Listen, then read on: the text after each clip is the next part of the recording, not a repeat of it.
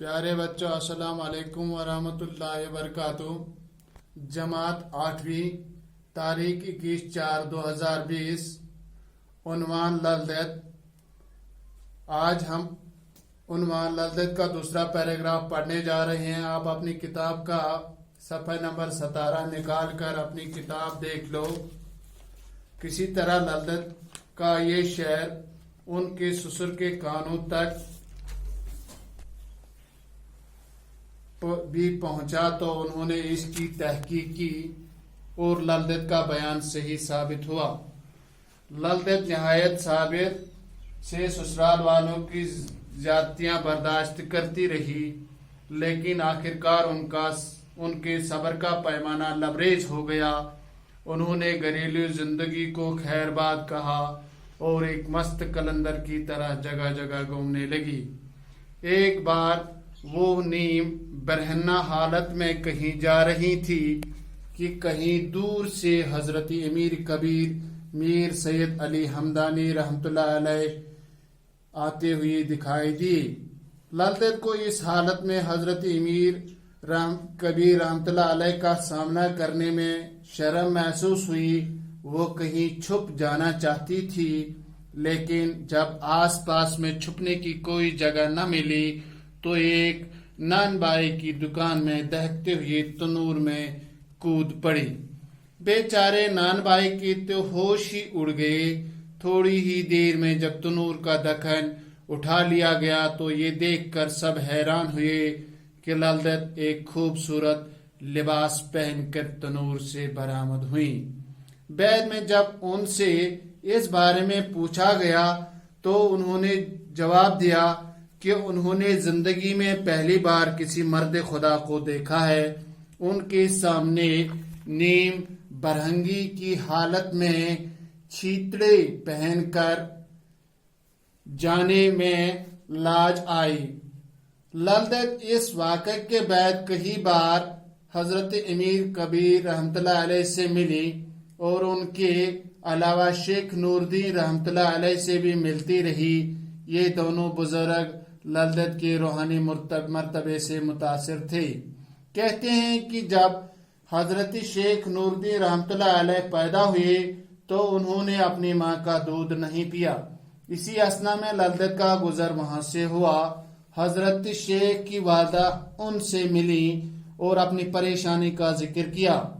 ललदत ने इस बच्चे को गोद में लिया और इससे कहा कि ऐ नन्हे, दुनिया में आते हुए तुम्हें लाज न आए, अब दूध पीने में कैसी शर्म। ये कहकर ललदत ने नन्हे शेख को अपने सीने से लगाकर उन्हें अपना दूध पिलाया। ललदत एक फितरी शायरा थी। वो कश्मीरी जबान की पहली शायरा हैं जिनके कलाम कश्मीरी के इज्तिमाई हाफजे में महफूज रहकर बाद में तहरीरी सूरत में मुंतकिल हुआ। ये कलाम जो वक्त कहलाता है मरतब होकर कई जबानों में तर्जुमा हो चुका है।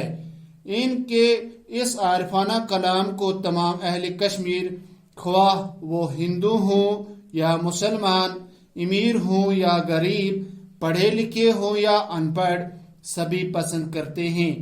इन वाक़ों में ऊंच नीच, जात पात के गैर फितरी बंधनों को तोड़ने और आला इंसानी अखलाकी कदरों को अपनाने की तलकीन की गई है। 600 साल से ज्यादा मुद्दत गुजरने के बावजूद भी इनके कलाम की मकबूलियत में कोई कमी वाक़ा नहीं हुई है। इन 600 बरसों में कश्मीरी जबान में बड़ी तब्दीलियां आई हैं। बहुत से लफ्ज या तो मतरूक हो गए हैं या इनकी सूरत बदल गई है। बहुत सारे नए अल्फाज जबान में दाखिल हुए हैं।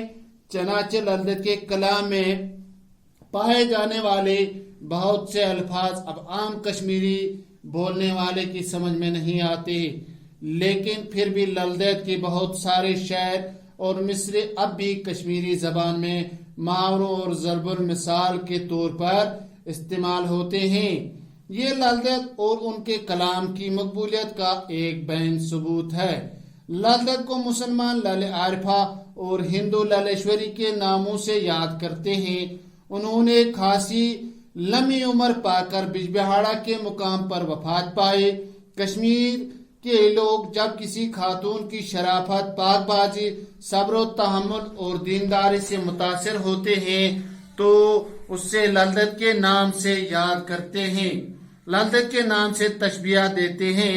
یوں اس خاتون کی عظمت آج بھی لوگوں کے دلوں میں گھر کیے ہوئے ہیں۔ اب اس سبق میں الفاظ معنی آتے ہیں: شرم، حیا، خوبصورت، اچھا، سامنے، آگے۔ اور سوال بھی ہیں اس میں: لذت کے زمانے میں کون بزرگ حضرات گزرے ہیں؟ جواب: لذت کے زمانے میں حضرت امیر کبیر میر سید علی ہمدانی رحمت اللہ علیہ اور شیخ نور الدین رحمت اللہ علیہ گزرے ہیں۔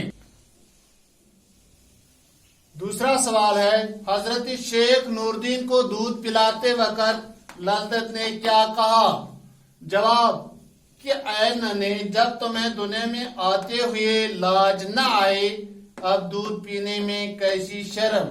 یہ کہہ کر لذت نے ننھے بچے کو اپنے سینے سے لگا کر انہیں اپنا دودھ پلایا۔